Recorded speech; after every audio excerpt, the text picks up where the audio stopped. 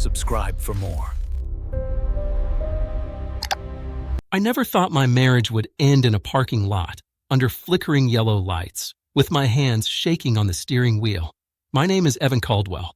I'm 39, worked logistics for over a decade, paid my bills on time, showed up where I was supposed to, and believed loyalty still meant something.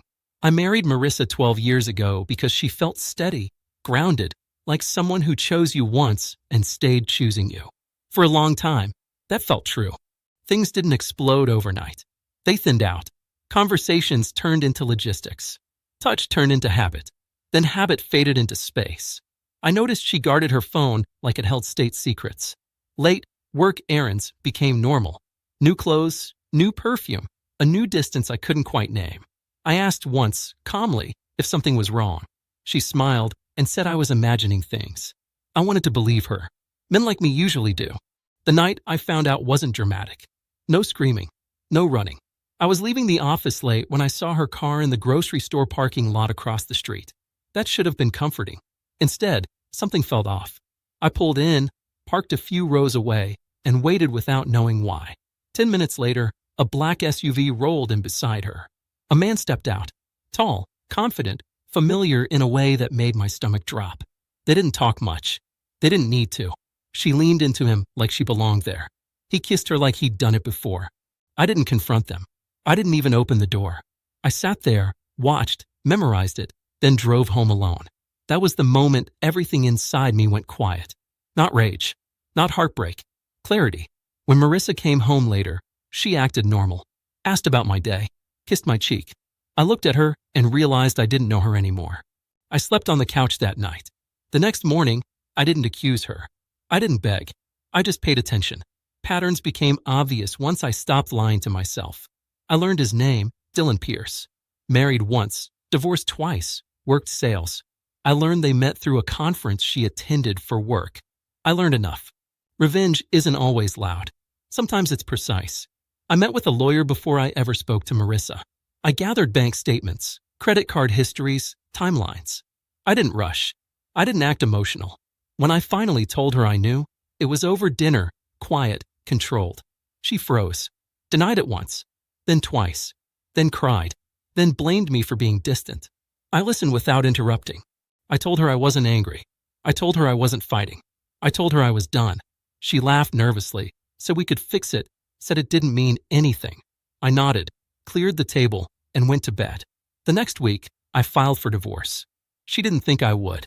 She thought I'd threaten, sulk, then stay. That's what she expected. Here's what she didn't expect. Our finances weren't as joint as she believed. The house was in my name. The savings account too. Her cards were authorized, not shared. The morning after she was served papers, her access disappeared. No warning. No argument. Just consequences. She called me furious, crying, confused. I reminded her we could communicate through attorneys.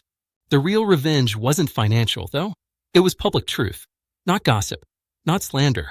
Just facts. When Dylan showed up at my house one afternoon, unannounced, trying to explain, I handed him a folder. Inside were screenshots, timelines, and a copy of my divorce filing. I told him calmly that Marissa was free now, but that I didn't play games. He left without a word. Marissa moved in with him for 3 months. Then she came back asking to talk. Said things weren't what she thought. Said he was controlling. Said she missed our life. I listened. I didn't argue. I didn't remind her of the parking lot.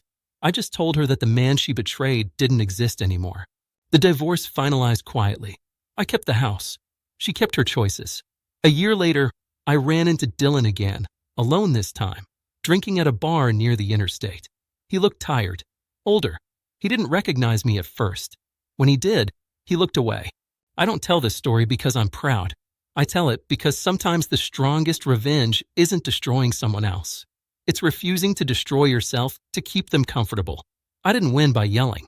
I won by walking away clean, clear, and intact.